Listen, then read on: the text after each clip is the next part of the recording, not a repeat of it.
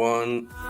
कराची था और अब रहेगा, कर देंगे सब बात हम, डर के नहीं करते बात हम, करते हैं ये ऐलान सुन, एक कैसे शेर धाड़े। कराची कराची ये है कराची, कराची कराची ये है कराची। अस्सलाम वालेकुम, रेडियो कट्टे में एक बार फिर खुश आमदीद। मैं हूं फराज कासिम, साकिब शाह और कानी सारार हमारे साथ मौजूद हैं। टाइटल देख के आपको पता चल गया कि आज का शो है कराची के बारे में। मैं हूं, जब तक आपको पता होगा कि कराची का रेजिडेंट फैन रेडियो कट्टे की टीम में। तो बहरहाल कराची की स्क्वाड एनालिसिस पे नजर डालेंगे आज। पहले तो साकिब भाई वेलकम, सलार कानी वेलकम। अस्सलाम वालेकुम। यार ये एको किसके पास से आ रहा है, मुझे अभी तक समझ नहीं आ रहा। साकिब भाई आपके पास से या देखा आपके पास से एको आ रहा है, तो खैर चलो अब कोई नहीं कर सकते उसका। बहरहाल लेट्स स्टार्ट द शो। तो क्योंकि हम will try to keep the show very to the point, so इधर उधर की बात करने से पहले will just go straight into it, just to distinguish कि हमने पहले एक शो किया था कराची का, वो ड्राफ्ट के ऊपर था कि ड्राफ्ट किस तरह की गई कराची की। तो ये जो है हमारा ट्रोजी की डिटेल स्क्वाड एनालिसिस है, उसमें हम जैसे कि हमारा एक प्रोसीजर है, हम कैटेगरी वाइज जाते हैं। तो सबसे पहले ऑब्वियसली प्लेटिनम की तरफ जाएंगे और प्लेटिनम में हमारे पास कानी जो है वो उस पर नजर डालेंगे। Kani, let's go to platinum category first. And सबसे पहले किसकी बात करना चाहेंगे? Faraz bhai, I think it's fair to start with Pollard because Pollard ही उनकी central core platinum pick up कह सकते हैं। इस पे बहुत एक ऑनगोइंग डिबेट है बिकॉज Pollard ऑब्वियसली 36 क्रॉस कर गया है, तो कुछ हद तक लोगों को है कि रिफ्लेक्सेस चले जाते हैं, you know. And last season भी आप देखें मुल्तान के साथ, he had a pretty decent season. उसने 3-4 कैमियोज ठीक ठाक खेले थे, बट अब बिकॉज वो he is in that phase of life, वो इतना क्रिकेट फ्रीक्वेंटली नहीं खेल रहा है। The positive for Karachi is के आज ही उसने, मतलब खैर वहां पे तो कल ही रात को उसने 31 किए 14 बॉल्स में, and he you know literally game changing innings.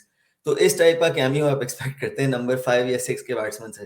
तो आई थिंक ये, अब I will try not to be too critical because देखें हैदर भाई का पहला ड्राफ्ट था, सच्ची बात है। और कराची का ना, जो आप जब एक रीबिल्ड कर रहे होते हैं तो वो एक ड्राफ्ट में पूरा उसकी फुल पिक्चर निकालना मुश्किल होता है, राइट? तो वो स्टेपिंग स्टोन्स हैं, तो उनको थोड़ा सा आई थिंक लीवे देना पड़ेगा because Imad Wasim Amir have been, you know, they're the face of Karachi for basically forever. तो उसको रीसेट करने में टाइम लगेगा यार वही इस पे बात जिन्होंने पहले सुना है, मुझे वही रेपेरेटिव बात हो जाएगी, लेकिन बात बिल्कुल सेकंड के आप जो कह रहे हो ना कि वो जो building blocks putting them in place वाली बात है कि पहली बार में जो कभी भी आपको एक सेकंड में, आपको एक दफा में पूरी नई टीम नहीं मिल जाएगी। कल्चर, सिर्फ टीम का कल्चर ही एक तरह से नया बनाया जा रहा है। हैदराबाद वहां पर आए हैं, आई एम श्योर उनकी पूरी जो और भी उन्होंने आई फॉरगेट कहानी, तुम्हें पता होगा, उन्होंने मेंशन किया था एक स्पेस पे, कोई उनका कोच, कोई टीम का मेंबर है जिसको वो लेकर गए, 2-3 लोग उनके जिक्र किया था उन्होंने, एटलीस्ट एक आदमी का उन्होंने स्पेसिफिक जिक्र किया था। तो वो अपनी टीम लेकर गए। किसका था कहानी? स्टैटिस्टिशियन जो पाकिस्तान नेशनल टीम के साथ भी नहीं होते, हाफिज साहब से हल्की सी दाढ़ी वाले, तलहा एजाज भट्ट। हाँ, तलहा एजाज। अच्छा, तो खैर पॉइंट बीइंग के बच्चा पोलार्ड पे, क्योंकि I will try to move on from Pollard, लेकिन पोलार्ड पे सिर्फ मेरा ही दो सेंस है कि जैसे हमने बोला कि नई बिल्डिंग ब्लॉक्स है, तो Haider bhai Kani, you are a Multan fan, you know कि उन्होंने पोलार्ड को वहां पे भी लिया था और उसकी लीडरशिप एबिलिटीज में वो बिलीव रखते हैं। मैंने एक चीज और मैंने पहले भी लेडू गट्टे में मेंशन की थी, I just mention it briefly again, कि वो जो नेटफ्लिक्स पे इनकी जो डॉक्यूमेंट्री है आईपीएल की, मुंबई इंडियंस की fly on the wall documentary, cricket fever के नाम से, वो पुरानी हो गई, आई थिंक कम से कम 4-5 साल पुरानी तो है, प्रॉब्ली इफ नॉट मोर। उसमें देख के अगर आप देखेंगे, उसमें मेरे लिए काफी सरप्राइजिंग चीज ये थी कि Pollard was such a vocal and such a important presence in their dressing room कि वो हर मीटिंग में खड़ा होकर वो मोटिवेशनल स्पीचेस भी देता था, वो टैक्टिक पे भी पार्टिसिपेट करता था। सो ही इज समबडी, एक तो प्रेजेंस, और दूसरा Pollard is one of those players जिसका करियर टी20 क्रिकेट के साथ ही evolve, he pretty much came on to the forefront जब टी20 क्रिकेट टेक ऑफ कर रहा था। So he has basically grown with the whole टी20 फ्रेंचाइज थिंग। तो लॉन्ग टर्म तो नहीं है ऑब्वियसली, लेकिन शॉर्ट टर्म में, and he can be a good shoulder to lean on for even Shan Masood. नहीं, एब्सोल्युटली स्पॉट ऑन। और हैदर भाई ने तो इस पे एक आध दफा पहले भी मेंशन किया है, तो I think in that sense it's fair to say कि पोलार्ड की जो पिक है वो थोड़ी सी उसकी ऑफ द फील्ड क्वालिटीज भी हैं, नॉट जस्ट कि वो अपनी बैटिंग से क्या कर सकता है, वो जो उसकी लीडरशिप क्वालिटीज हैं उसको देख के शायद प्लैटिनम की वो दी है। बिकॉज मैं बड़े इस पे ट्वीट्स देख रहा था कि कुछ इस साल ना प्लेयर्स प्लैटिनम में पिक हो गए हैं जो आप कह सकते हैं कुछ in a sense platinum deserve नहीं करते, ठीक है, not to be too critical. अच्छा, बहरहाल अगला प्लेयर जो प्लैटिनम में है वो है साकिब भाई की तो 2 सेंट ले लें जरा। साकिब भाई को लोग टैग करते रहते हैं जब से जैसे पोलार्ड वीडियो बनाता है। पोलार्ड। बात ये है कि पोलार्ड जो मॉक ड्राफ्ट हुआ था, आपको याद हो, पोलार्ड मैंने भी पिक किया था, मगर मैंने चल के डायमंड में पिक किया था। अब जो क्रिटिसाइज मैंने उस पे किया पोलार्ड की पिक के ऊपर, मुझे कराची के फैंस काफी डांट डूट तो रहे हैं, सिर्फ डैनियल सैम्स पे भी और इस पे भी, कि जब इनके पास पिक आई थी तो माल काफी रहता था यार उस टाइम पे। I know Pollard is only, देखो अगर पोलार्ड के reflexes I don't think so कि 36 साल में स्लो होते हैं, मगर पोलार्ड के साथ में भी वो अपनी फिटनेस का उतना ज्यादा ख्याल नहीं रख रहा जितने उसके स्लो हो गए हैं। अब मैं जो बात कर रहा हूँ, मैं तो उधर उस लेवल पे बात कर रहा हूँ उसकी, जो इस टाइम पे उसका बड़ा ऑब्वियस सा लगता है कि यार उसका प्राइम 36 साल में गुजरना नहीं चाहिए, मगर इस तरह अगर आप देखो तो उसकी सीपीएल बहुत मीडियोकर गई है। मेरे ख्याल में 12 मैच खेला है और एक भी 50 नहीं है। पोलार्ड जैसा प्लेयर 12 मैच खेले, एक भी 50 ना हो, सिर्फ 200 के करीब उसके रन्स हैं, बड़ी मीडियोकर सी एवरेज है, स्ट्राइक रेट भी कोई बहुत ज्यादा नहीं है। और जबकि आपके जो पीयर्स हैं, ठीक है, आप 5वें 6वें नंबर के ऊपर उतना ज्यादा स्कोर नहीं होता, मगर पोलार्ड जैसा प्लेयर से बहुत ज्यादा एक्सपेक्टेशन होती थी हमारी, तो he is not the same Pollard.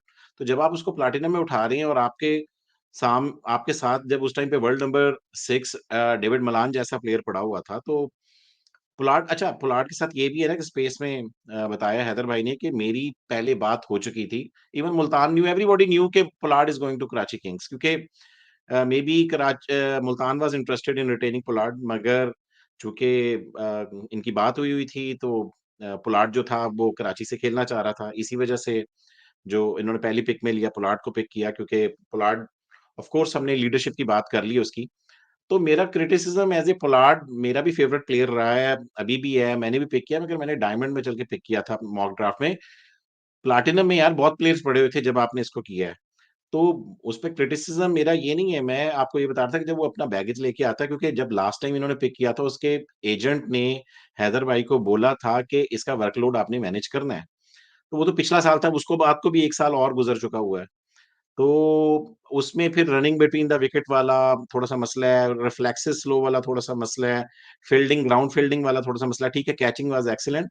तो ओवरऑल पैकेज मैं चाह रहा था कि प्लैटिनम में किसी और प्लेयर, जब रेसी वेन डर डूसन रहते थे, डेविड मलान रहते थे, ठीक है, और बहुत से प्लेयर रहते थे, तो वहाँ पर जब आप पोलार्ड को पिक करते हैं, तो that was my criticism as a player. अच्छा, अब इसमें ये भी होगा ना कि अब डैनियल सैम्स और पोलार्ड में से कोई एक खेला करेगा, जहाँ आपके प्लैटिनम के प्लेयर्स वो होने चाहिए जो कि सीधा प्लेइंग 11 में जाने चाहिए।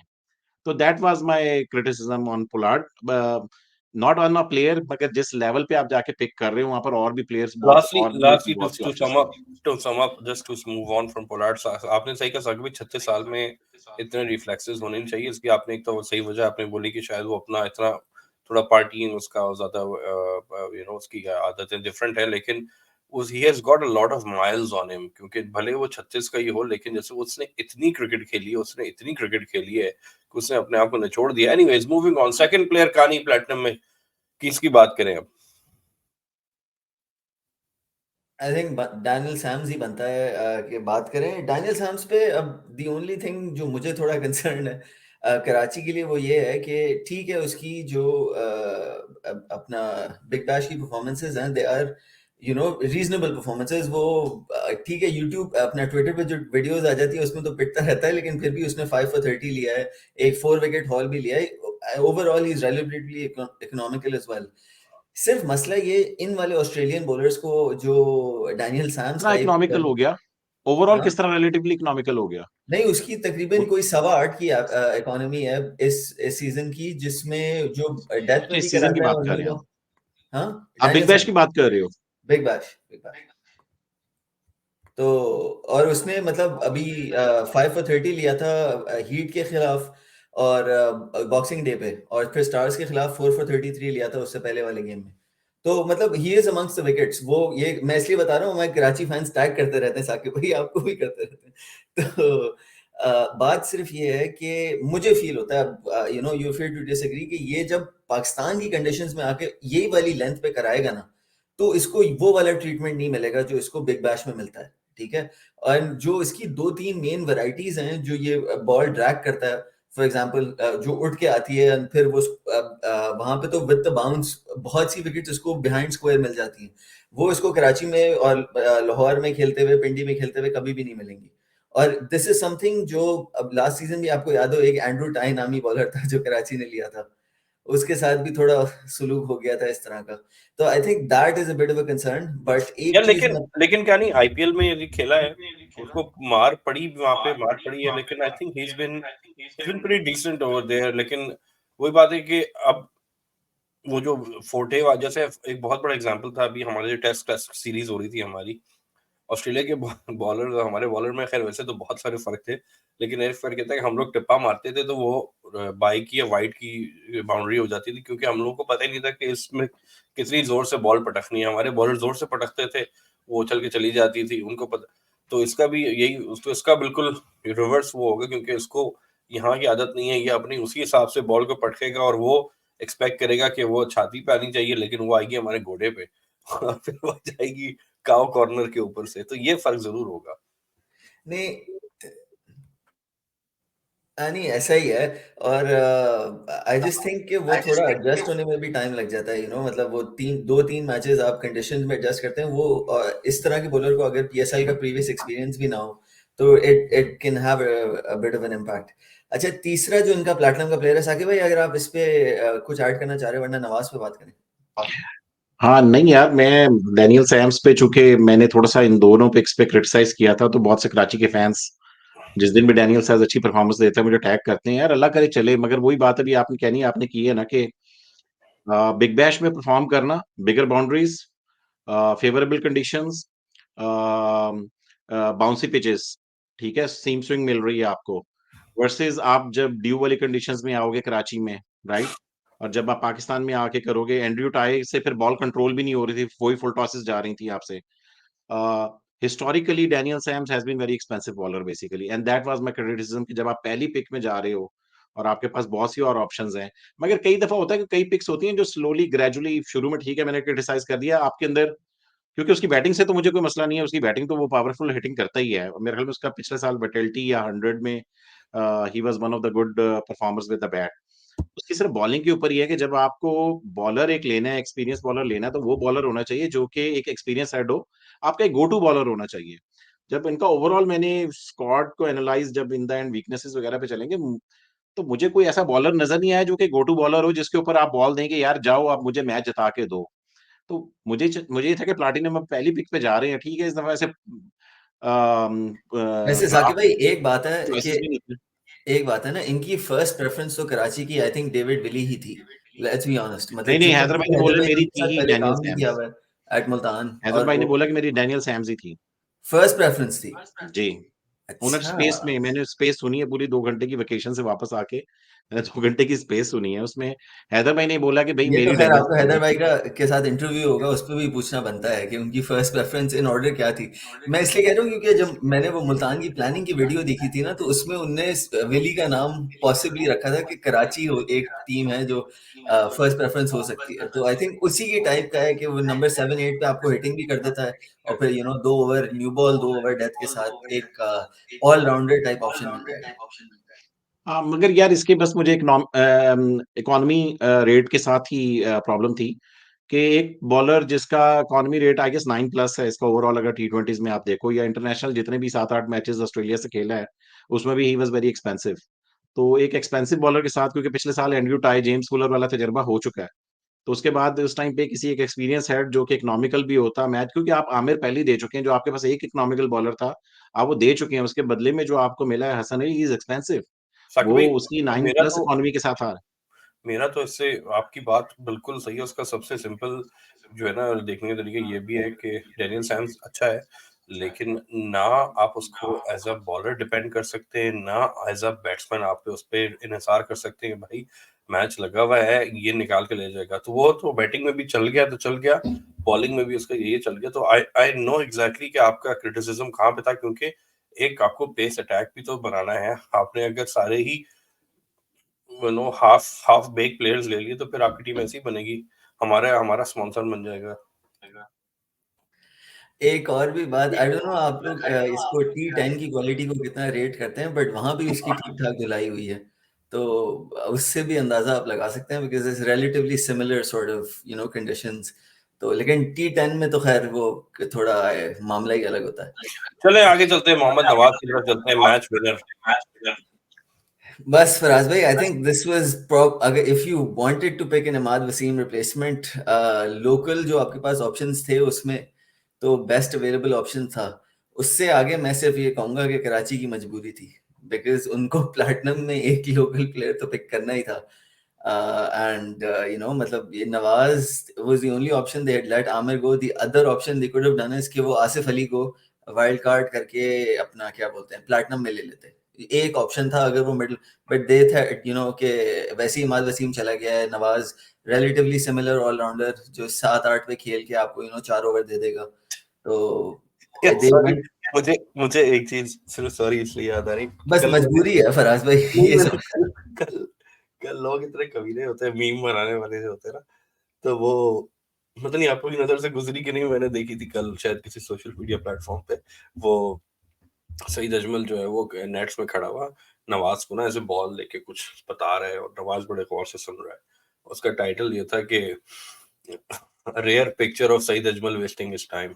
सो तो मतलब ये उसने करना वही है, आगे बॉल यहाँ रखनी है। लेकिन जोक्स अपार्ट, नवाज की अगर बात करें तो नवाज एक प्रूवन परफॉर्मर रहा है पीएसएल में, और वो एक या जैसे वो क्वेटा की टीम एक रट में फंस गई थी, नवाज भी एक, अभी मैं I am not taking into account Nawaz the Pakistan player, मैं नवाज द पीएसएल प्लेयर की ही बात कर रहा हूँ सिर्फ।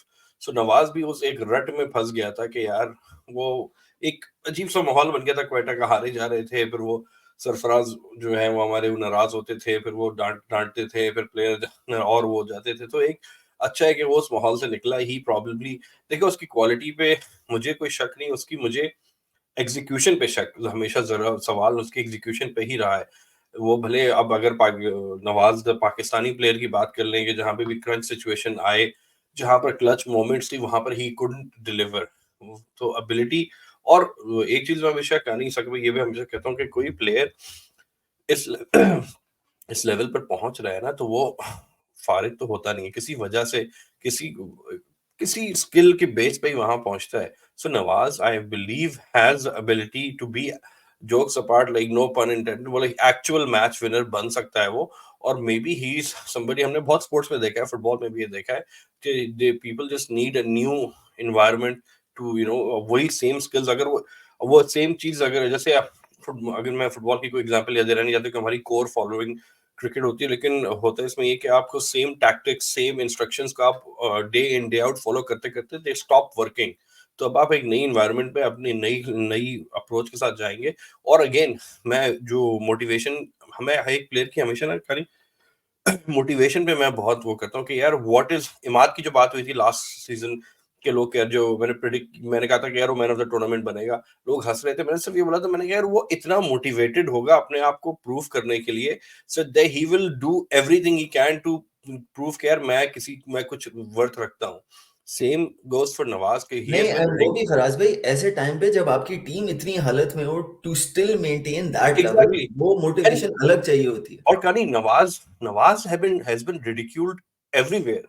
वो और काफी पीछे तक आप चले, वर्ल्ड कप पे चले जाए, वर्ल्ड कप से लेके फिर Asia cup and everything, so he has been ridiculed for a while. So he also needs the redemption arc. So I am hoping and praying that this is his redemption arc. और भी बाकी बात है, भाई, आप कह सकते हैं नवाज बेचारा ना वो बाज वक्त बहुत गलत जगह पे गलत टाइम पे आके फंस जाता रॉन्ग है। Man at the wrong place. हाँ, रॉन्ग किसी मैन बोले एट द रॉन्ग टाइम, कभी उससे आखिरी ओवर करवा रहे होते हैं। एंड इवन दो क्वेटा के लिए उसने ना, मुझे याद है जब दुबई अबू धाबी में पीएसएल होती थी, बहुत दफा उसको प्रेशर ओवर्स कराए हैं सरफराज ने, बट वो वाली जो लेवल वो यूएई में देता था, ही hasn't really replicated that ever since the PSL really moved back, right. तो एक वो बात है। और एक बात आपने बहुत अच्छी की कि पीएसएल वाला जो प्लेयर है और पाकिस्तान वाला जो प्लेयर है, उसको अगर हम डिफरेंशिएट करके देखें, राइट? बिकॉज अभी तो नवाज के ऊपर जितनी बात हो रही है, जितनी ट्रोलिंग हो रही है, वो सब उसकी पाकिस्तान का जो चलता ही चला आ रहा है, ये बेचारे का मतलब एक ऑन गोइंग रट है जिसको आप कह सकते हैं। तो I think he needs to distance himself from that. But Nawaz के गेम में इफ वी आर ऑनेस्ट थोड़ी सी लिमिटेशंस हैं, ठीक है? तो कराची के लिए बहुत इंपॉर्टेंट है कि वो उसको उस तरह यूज करे कि वो लिमिटेशंस उतनी एक्सपोज नहीं हो। उससे ज्यादा आई डोंट थिंक इतना क्रिटिकल हो सकते हैं, because at the end of the day उनको प्लैटिनम में एक लोकल प्लेयर लेना था, एंड चलो नवाज साकिब से भाई कब बेटर क्यों रहते हैं ऑप्शन। इस पे, then move on from Nawaz ji. Saqib भाई बिल्कुल। बात यह है कि यार मैं आपको पता है कि मैं पीएसएल का जेन्युइन फैन हूं और मैं रियली चाहता हूं कि सारी टीम जो है ना वो तगड़ी होनी चाहिए। अब इसमें मैं बार बार आप लोगों को, कराची किंग्स के फैंस को ये बोलता था कि टॉक्सिक प्लेयर ये वो, यार this is bullshit. Those were your players जो आपने जाने दिए हैं। आप अपने बेस्ट प्लेयर्स को मत जाने दें। आपने जो दोनों प्लेयर्स जाने दिए हैं ना, हैदर भाई की जो मैंने स्पेस सुनी है उससे मुझे फीलिंग ये लगी है कि we wanted a fresh start.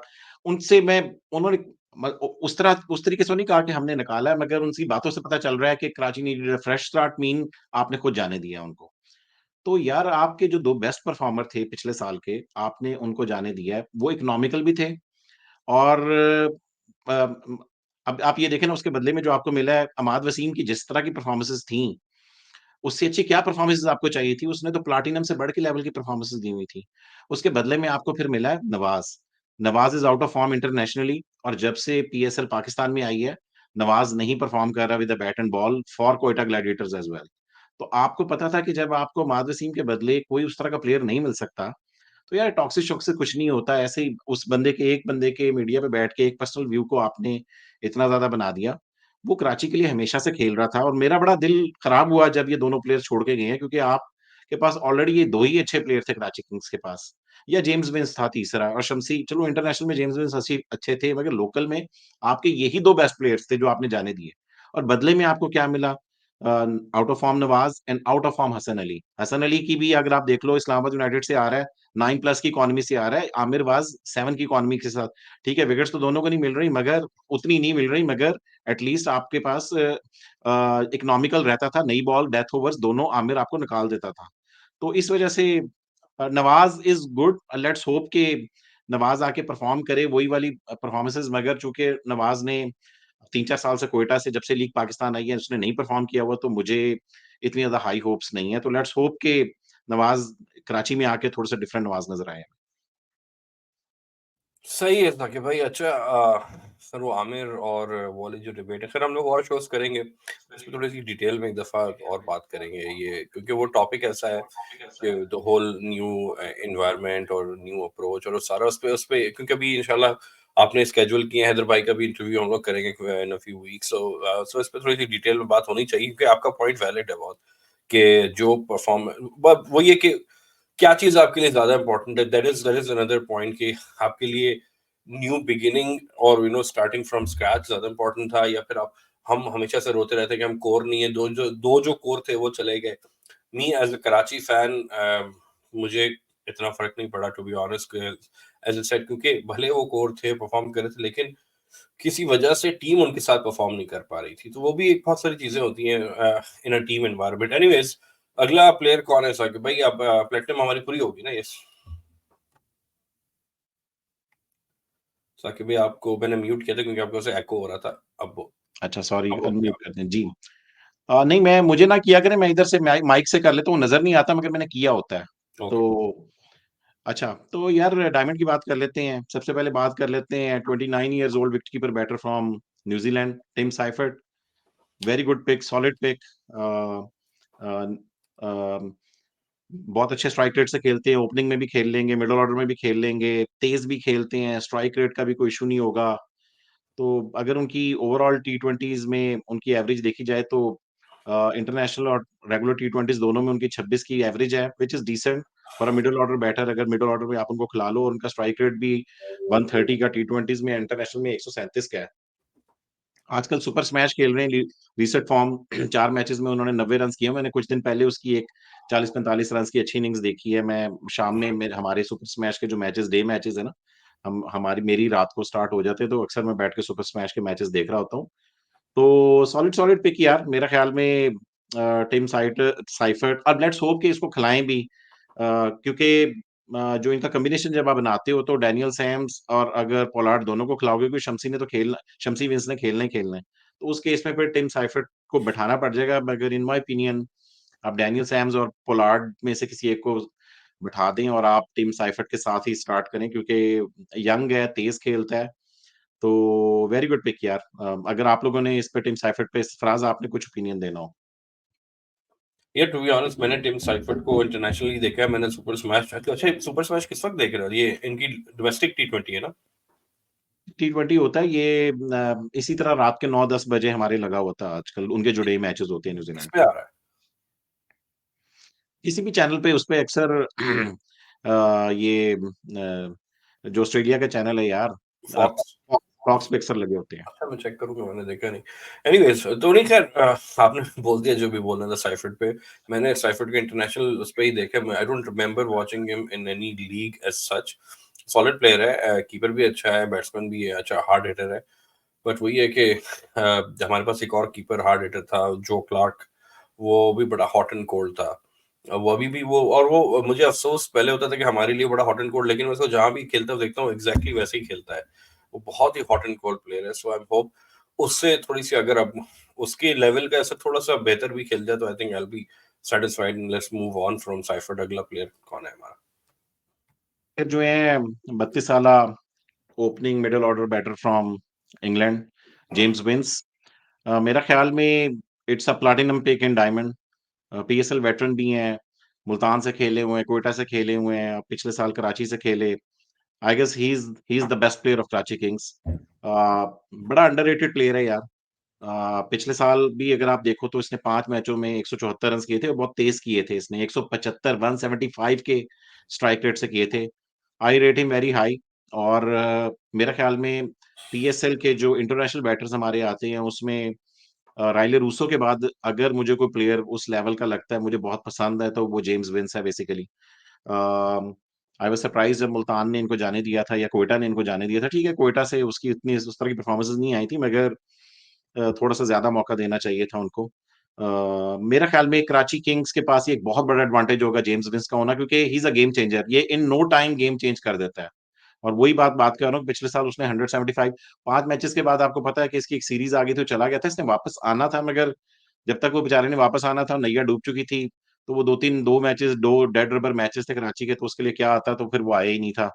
फिर ये उसी एडम रोज़िंगटन वगैरह के साथ फिर इन्होंने मेरे ख्याल में कैरी ऑन किया था। वो जेम्स विंस फिर वापस नहीं आया था। ये बल्कि आखिरी मैच लाहौर के खिलाफ तो उन्होंने सारे लोकल प्लेयर्स ही खिला दिए थे, इंटरनेशनल खिलाए भी नहीं थे, हाँ, जिसमें इखलाक ने आके 50 कर दी थी। तो करीब यार top James. Two batter. Sorry, बोले सर। जी, जी। बस कुछ मैं बता रहा था कि आजकल बिग बैश खेल रहा है, आपको पता है वो सिडनी सिक्सर्स से खेल रहा होता है। तो वहाँ पर भी अच्छी डिसेंट उसकी फ़ॉर्म चल रही है। 7 मैचेज़ में तकरीबन 200 के करीब रन्स किए हुए हैं और डिसेंट स्ट्राइक रेट है। तो आप क्या कहोगे? मेरा ख़्याल में कराची के पास एक बहुत बड़ा एडवांटेज है इस साल कि जेम्स विंसन की तरफ से अगर पूरा सीज़न खेल जाते हैं, तो ये वो एक एक्स फैक्टर प्लेयर होगा, जो गेम चेंज कर सकता है। जेम्स के बारे में साकिब, मैं इतना कहूंगा कि ये ये वो एक ब्रीड है प्लेयर्स की, कुछ जेम्स विंस है इसमें। मैं क्लासन टेक्निकली लोग शायद नहीं मानेंगे, लेकिन वो इसी क्लास में आता है। उसकी वजह ये कुछ प्लेयर्स हैं जिनको जब इन्होंने शुरू किया था तो they were termed as long format players, क्योंकि टेक्निकली करेक्ट हैं। वो काउ कॉर्नर स्लॉग वाले प्लेयर्स नहीं है। तो ये इन प्लेयर्स को जनरली बोला जाता था कि ये, बल्कि इंग्लैंड में तो काफी, डैन लॉरेंस भी आजकल अच्छा खेल रहा है और भी प्लेयर है। तो ये जो टेक्निकली जो करेक्ट प्लेयर्स होते हैं ना, तो इनका लॉन्ग लॉन्ग टर्म में सक्सेस इनको मिल ही जाती है। तो ये उसमें से एक है। तो उसको एक तो ये कि he is a veteran of T20 now, और काफी उसने भी घाट घाट का पानी पिया है। सो जैसे हम डैनियल सैम्स की डिफरेंट कैटल ऑफ फिश, लेकिन हम बात करते हैं कि अगर मैच फंसा है तो हम डिपेंड नहीं कर सकते। तो ये ऐसा प्लेयर है कि जिस पे आप डिपेंड कर सकते हैं। And he is been part of Multan. कानी ने बहुत करीब से जो है वो उसको फॉलो किया है। सो कानी, क्या, what do you think of him? नहीं, absolutely James Vince on his own तो गेम चेंजर है। लास्ट सीजन भी उसकी 2-3 ऐसी इनिंग्स थी। एक तो आई रिमेंबर जिसने उसने 80 प्लस किया था, एंड ही वाज शॉक्ड कि उसके बाद भी वो कोई जब आउट हुआ, शायद 17-18 रन चाहिए थे किंग्स को, एंड वो फिर भी चेस नहीं कर पाए थे। तो he is been put in, मतलब यू कैन से कि पीएसएल के प्रूवन परफॉर्मर्स में से टू अ सर्टेन एक्सटेंट, जो ओवरसीज बैट्समैन है। और बिकॉज उनके जिस तरह आपने कहा कि एक सिमिलर टेम्पलेट है, तो Shan will need somebody who can kick on and utilise the power play. James Vince is very good with that. मुझे जो कराची से कंसर्न है वो ये कि जो इनने ओवरसीज प्लेयर्स खिलाने हैं, ठीक है ना, अपनी टीम का बेस्ट पॉसिबल बैलेंस क्रिएट करने के लिए, उसमें ये है कि साइफर तो खेलेगा ही खेलेगा 100%, because you need a wicket keeper unless they decide to go with Akhlaq, जो कि थोड़ा अनलाइकली लग रहा है. And then James Vince takes one spot anyway. Pollard because leader है तो आपने खिलाना ही खिलाना है. अब शम्सी और डैनियल सैम्स में से वो आप अगर सैम्स को बिठा देते हो तो then you lose your pace allrounder. फिर आपकी बॉलिंग में नवाज, आई गेस आप मीर हमजा को खिलाओगे हसन अली के साथ, तो वो एक कोई आपको जेन्युइन विकेट टेकिंग ऑप्शन नजर नहीं आ रहा है. तो that is a little bit of a concern. और अगर आप शम्सी के साथ जाते हो तो obviously you lose that option, वरना फिर आप एक स्पेशलिस्ट स्पिनर ऐड कर लो. तो वो बहुत ट्रिकी होगा फॉर कराची कि वो किस तरह मैनेज करते हैं अपनी क्योंकि इन्हीं एक डिसीजन से आपका सीजन मेक और ब्रेक हो जाता है, बिकॉज आपकी टीम का पूरा बैलेंस का सत्यानाश हो जाता है. बहरहाल जहां तक जेम्स विंस की बात है, I think Karachi needed him, तो he was a wonderful retention. और बहुत जबरदस्त बात है कि he is available for the full season. तो ये 100% ही पूरा सीजन खेलेगा. एंड आई थिंक कोई 2-3 मैचेस तो आप ऐसे कह सकते हैं कि वो एक सिंगल हैंडेडली गेम चेंज कर सकता है उनके लिए. Well put. साकिब भाई आगे चले. आगे बात करते हैं. जो तीसरा हीरा इनके पास हसन अली हैं. 29 ईयर्स ओल्ड, पीएसएल वेटरन है. पीएसएल से स्टार्ट किया था पहले सीजन से, आगे जल्मी से इन्होंने एज इमर्जिंग स्टार्ट किया था. उसके बाद पाकिस्तान टीम में आ गए. करते करते थोड़ा सा अब उनकी फॉर्म जो है वो जरा डिप हुई हुई है. और अगर आप देखें तो इनकी फॉर्म के साथ साथ इनकी पेस भी डिप हो चुकी है. तो he need to work on his pace, कि किसी तरीके से अपनी पेस जो होती थी हसन अली को वापस लेकर आनी चाहिए. जल्मी से इसकी बड़ी एक्सेप्शनल परफॉर्मेंस रही है पहले 4-5 सीजन, मगर पिछले उसके बाद फिर जब जब से इस्लामाबाद गए फिर वो परफॉर्मेंसेज नहीं आ सकी. जाहिर बात है जल्मी से भी आखिरी सीजन में थोड़ी सी फॉर्म इंजरी भी थी इसकी, आई गेस पीएसएल 5 या 6 में जब ये गए थे. पीएसएल 5 में इंजरी वगैरह भी थी, तो वो परफॉर्मेंसेज नहीं आई थी. कैटेगरी इनकी लो हो गई थी. वाइल्ड कार्ड करके इस्लामाबाद ने उठा तो लिया, मगर उसके बाद उस तरह की परफॉर्मेंसेज नहीं आई इनकी. और वन ऑफ द रीजन फिर इंटरनेशनल भी फॉर्म डिप हो गई, पेस भी नीचे चले गई. वो जो स्विंग थी, वो जो निप करता था, वो भी थोड़ी-सी उसकी डाउन हो गई. तो थोड़ा-सा अभी आपने देखा होगा कि रिसेंटली ऑस्ट्रेलिया वाली सीरीज़ में आई वाज़ रियली डिसअपॉइंटेड कि हमारे जो फास्ट बॉलर्स हैं, आखिरी टेस्ट जो हमने खेला है सिडनी में, कोई पेस नहीं आ रही थी हसन की इतनी. और जिसकी वजह से उसको फिर मेरा ख्याल कि सिडनी टेस्ट में कोई एक भी विकेट मिली है उसको शायद दोनों इनिंग्स में. तो पीएसएल पिछली भी देखी जाए इसकी, like he is very expensive. जो पिछले कुछ सीज़न ये खेला है, 2 सीज़न जो इस्लामाबाद से खेला है, पिछले साल 8 मैचेस में उसने 13 आउट किए थे विकेट्स. उसको एक मैच में I guess man of the match भी बना था, जिसमें he was very senti emotional on the camera. जब इनको कैमरे पे बुलाया अच्छी परफॉर्मेंस के बाद, तो काफ़ी इमोशनल भी हो गए थे वो. That was one of good performance. मगर इकोनॉमी 9+ थी, व्हिच इज़ कंसर्निंग. और अमाद वसीम के बदले जो कि ट्रेड हुए हैं और रिटेन हुए हैं. तो लेट्स सी कि कराची में आके वो किस तरह की परफॉर्मेंसेस देते हैं. मगर रीसेंट फॉर्म जो विकेट टेकिंग फॉर्म है वो इतनी ज्यादा नहीं है. तो that's all I have to say on Hasan Ali. आपको साकिब भाई कुछ ऐड एक करना छोटी चाहोगे? सी बात है हसन अली की, जो आई थिंक करनी बनती है, कि कब तक प्लेयर को आप कह सकते हैं कि वो आउट ऑफ फॉर्म है, राइट? मतलब आई थिंक एक लिमिटेड टाइम पीरियड के लिए अगर कोई प्लेयर वो लेवल डिलीवर नहीं कर पा रहा हो तो आप मान लें कि आउट ऑफ फॉर्म है. आई जेन्युइनली थिंक कि किसी स्टेज पे आके आपको एक्सेप्ट करना होता है कि प्लेयर का जो स्किल लेवल है या जो आउटपुट है वो जेन्युइनली रिग्रेस हो गया है. क्योंकि अभी आपने ज़ल्मी वाले टाइम की बात की, this was a time he was genuinely hitting average of 138 139 केस. अब उसकी एवरेज कोई 133 134 केस है एट बेस्ट, ठीक है? और वो जो आप निप की बात कर रहे हैं कि वो फोर्थ स्टंप पे करके वो बॉल स्किड करती थी, वो he is completely lost that. और लॉस्ट इन द सेंस कि पिछले 1.5 साल में वो कोई दूर दूर से नजर नहीं आया. इवन आपको याद होगा जब पाकिस्तान साउथ अफ्रीका की वो जो बाबर आजम की सबसे पहले टेस्ट सीरीज थी एज कैप्टन, जब हमने साउथ अफ्रीका को होस्ट किया था, उसमें हसन अली ने कितनी वो इन डिपिंग वाली विकेट ली थी. वो जब से उसकी लोअर बैक का इशू हुआ है या आई डोंट नो इंजरी का, मतलब you can put it to that, but I genuinely feel कि अगर इतनी एक्सटेंडेड टाइम फ्रेम के लिए अगर प्लेयर की वो आउटपुट नहीं आ रही हो तो अब आप फॉर्म नहीं कह सकते. यू हैव टू एक्सेप्ट कि अब वो उस क्वालिटी पे वो आउट ऑफ फॉर्म. नवाज का चले फिर भी ठीक है, I agree with you to a certain extent, but I think Hasan Ali is beyond the point of form. We have to accept कि वो इस्लामाबाद ने आपको याद होगा प्लैटिनम में लिया था एक टाइम पे, ठीक है, एंड उसकी जो ज़ल्मी के लिए जो कंट्रीब्यूशंस थी, आई नो 2017 में पाकिस्तान के लिए जो कंट्रीब्यूशंस थी वो सब सर आंखों पे, but he is nowhere near that level of player right now कि कराची बोले कि यार हम इसको इमाद वसीम की जगह ले रहे हैं, ये हमारी फेस ऑफ बॉलिंग अटैक होगा, ये हमें जो मेन बॉलर होगा, वो अब हसन अली को नहीं कह सकते। I am sorry, I strongly disagree with that. यार एग्जैक्टली कहानी जब साकिब भाई कह रहे थे आजकल आउट ऑफ फॉर्म है, तो मैं भी यही इस तरह की I was thinking along the same lines के आजकल से मुराद। अच्छा, आई विल बी वेरी फ्रैंक, मेरा हसन पे आम दुनिया से बहुत डिफरेंट ओपिनियन रहा है। जब हसन अली 2017-18 में झंडे गाड़ रहा था, तो मुझे उस वक्त भी बहुत एवरेज लगता था, सच्ची बात है। I used to have this debate a lot, specially with in my close circle of friends. ये हो तो मुझे हसन अली उस वक्त काफी ऑर्डिनरी लगता था। मैं बोलता था यार ये ले जाता है, ही इज ओके। बट फिर वो आई थिंक उसको इंजरी, फिर वो वापस आया था if I am not wrong, उसी दौरान 17-18 के दौरान में इंजर्ड हुआ था। फिर वो दोबारा इसने एक फॉर्म पकड़ी थी, तो फिर मैंने एडमिट उस वक्त किया, मैंने कहा शायद मैं गलत था, he is better than what I thought he was.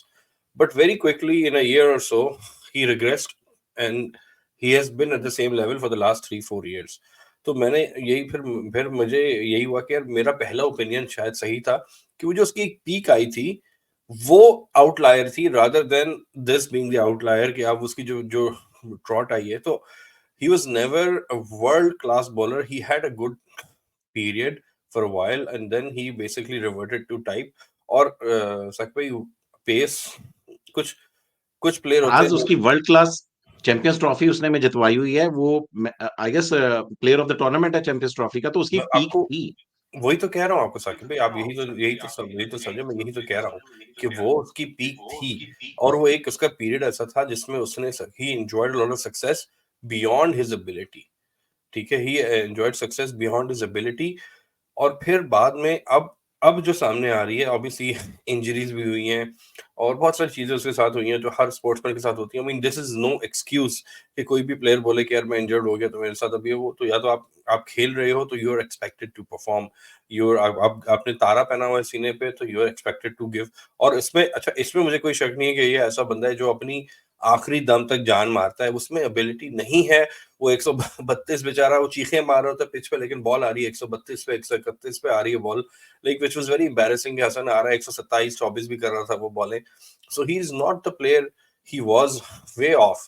लेकिन the only thing I can, again मैं आप जो आपने पहले शुरू में बात की थी साकिब, बल्कि आपने ये बात ड्राफ्ट भी की थी कि भाई कराची के पास बॉलर कहाँ है, कौन सा फास्ट बॉलर है जो आप सामने वाले को डराओगे कि भाई विकेट चाहिए तो चलो इस बॉलर को लगा दो। आपने उसको बोला कि विकेट टेकर हो, तो Hasan is not that guy either. So ये एक खला है कराची में, और हसन भी ऐसा नहीं प्लेयर है जिसपे मैं एज अ कराची फैन तकिया करूं कि यार हाँ मैच फंसा है। फिर again it's a long discussion, फिर आमिर होता था कि हम आमिर पे करते थे कि हाँ यार मैच फंसा हुआ है, कराची का क्राउड चिल्ला रहा है और आमिर आ रहा है वो पर्पल शक्ल के लेके।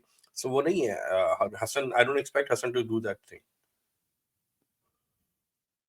इसमें एक बात जो साकिब भाई, एक बात बस क्विकली जी ऐड कर दूं कि जब आप इमाद वसीम की लेवल का प्लेयर दे रहे होते हैं ना, तो आई नो अब तो खैर वसीम जूनियर क्वेटा चला गया, ऑब्वियस रीजन, वो सारी ट्रेड हो गई, लेकिन उस टाइम पे जब ये इमाद वसीम की बात कर रहे थे, तो ये अगर हसन अली की जगह उनसे वसीम जूनियर भी तोड़ लेते तो भी आई थिंक कराची के लिए इससे बेहतर फेयर ट्रेड होती है ओवरऑल। मेरे लिए तो एंड आई ड्रीम नो वो ट्रेड पिक की होती भी है। बात करेंगे, but overall player for player तो जमीन आसमान का फर्क है।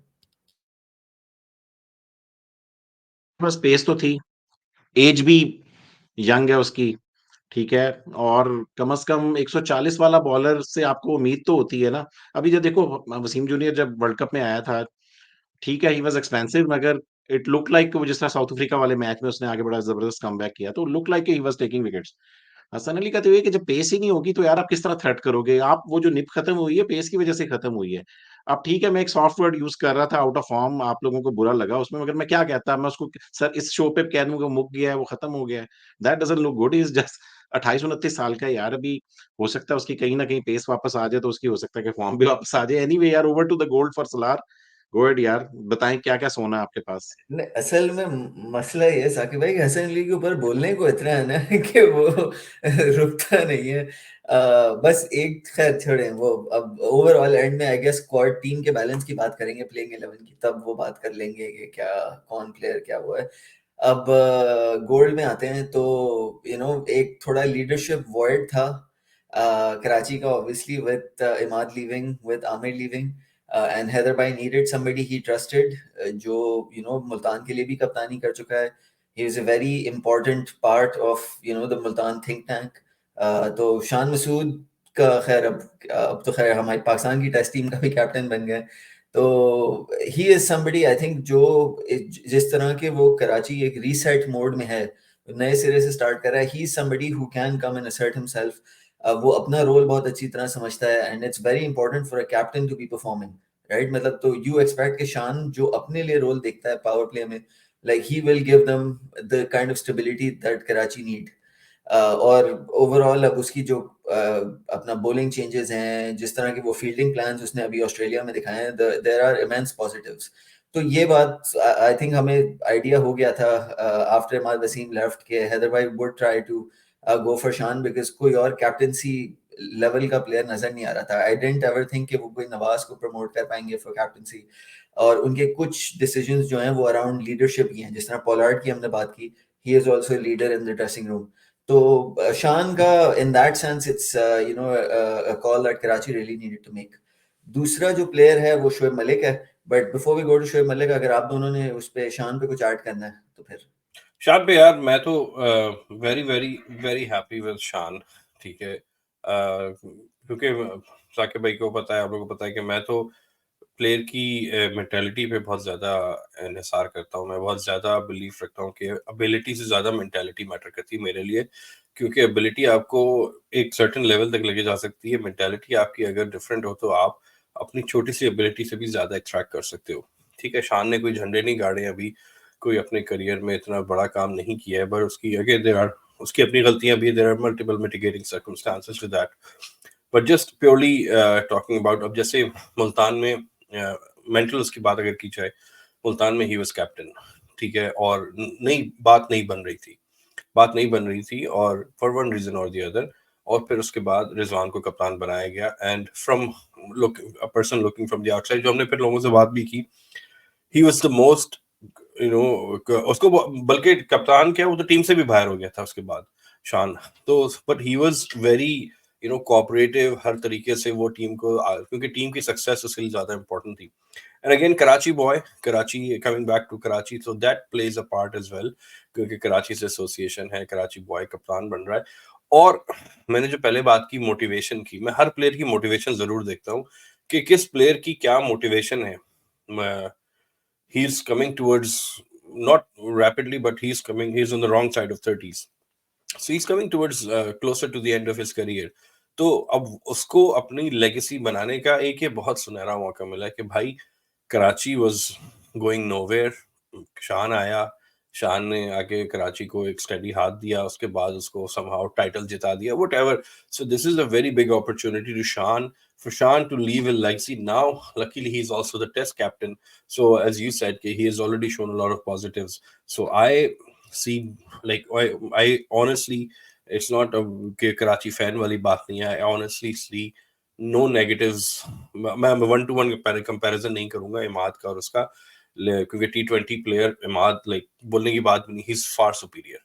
But as a whole package, I think Shan brings a lot to the table. या टोटली एग्री फराज। मेरे ख्याल में इट्स अ टॉप पिक, बड़ी अच्छी ट्रेड की इन्होंने। फैसल अकरम दिया मेरे ख्याल में, उसके बदले में डायमंड में लिया था। गोल्ड में आगे से इन्होंने उनको ब्रांड एम्बेसडर बना के फिर जब रिटेंशन की है तो उस तरीके से कर ली है। मगर यार बहुत अच्छी, मेरे ख्याल में जो कराची ने जो ड्राफ्ट में जो सबसे बड़ा मास्टर स्ट्रोक खेला है वो यही है। अच्छा, मजे की बात ये है कि आप कह तो रहे हो कि वो ठीक है उधर से ड्रॉप हो गया था, मगर इस साल मुल्तान में उसने खेलना था, क्योंकि उनका स्टेटस इंटरनेशनल हो गया था उस्मान खान का, राइट? तो अब आपने इन्होंने मुल्तान ने दोबारा इसी के साथ जाना था, और आपको पता है कि अली तरीन की एसोसिएशन, अली तरीन ने इनको कैप्टन बनाया था। अली तरीन शायद इनको रिटेन भी करना चाह रहे थे। जो स्पेस में मैंने हैदर भाई को सुना उसके मुताबिक लग रहा है कि इन्होंने जब कन्विंस किया है तो फिर शानी ने भी कहा कि मैं कवर कराची से कभी नहीं खेला, मैं कराची से खेलना चाहता हूँ। तो इस वजह से फिर वो ट्रेड इनिशिएट हुई है क्योंकि शान को कन्विंस किया गया कि आप उधर आएँ। यार गुड गाय, एक्सीलेंट कैप्टन, मेरे ख्याल में ही will do well for Karachi Kings, तो मेरे ख्याल में ये बहुत अच्छी पिक है। फराज भाई म्यूट पे। जूम की मीटिंग याद आ गई ऑफिस की। ठीक है, आगे चलते हैं। अगला हमारा गोल्ड में किसकी बात करनी है? अगला गोल्ड में तो शोएब मलिक की बात करनी है। शोएब मलिक को तो खैर कराची ने रिटेन किया हुआ था। बस इस सीजन शोएब मलिक का रोल बहुत इंपॉर्टेंट होगा बिकॉज ही प्रोबेबली जो अभी हम उनकी 11 देख रहे हैं, they will be opening with Shan and Vince, Seifert likely at 3 and Shoaib Malik at 4, जो अभी समझ आ रहा है। तो he will need to carry on the impetus. और खैर शोएब मलिक का तो पीएसएल का पूरा किसी का कोई इतना एक्सपीरियंस नहीं होगा T20s का जितना शोएब मलिक का है। तो he will be make or break for their middle order. अभी भी supremely fit है, hopefully he can deliver at that level. बशर मलिक के ऊपर ज्यादा क्या बोल सकते हैं? यार शोएब मलिक पे कहने का तो खैर बहुत कुछ है, but again we will keep it to PSL. और अगर मैं सिर्फ बीइंग अ कराची फैन, अगर एक बात सिर्फ फराज भाई, शोएब मलिक की मोटिवेशन जरूर होगी कि जो अपना T20 वर्ल्ड कप आ रहा है उसके लिए this PSL is the perfect campaign, election campaign आप कह सकते हैं कि वो अपना यार उसके बारे में तो मैं कुछ नहीं कह सकता। आई आई आई होप कि वो कराची के लिए रन के पहाड़ लगा दे, लेकिन आई होप कि वो पाकिस्तान टीम के करीब भी नहीं आए।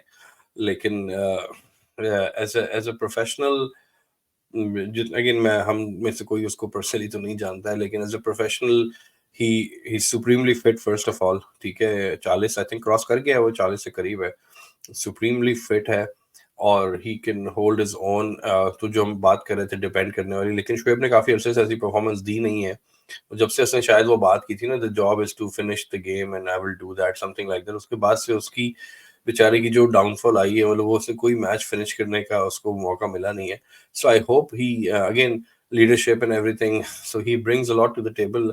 लेकिन finally again motivation, when I look at his motivation would be to basically he doesn't need to prove anybody anything. इसने कर लिया जो करना था अपने करियर में, लेकिन उसकी मोटिवेशन जरूर ये होगी कि to end on a positive note, not let people remember the Shoaib Malik from the last season or two, but to let people know what he can do. So I hope he brings that in this season.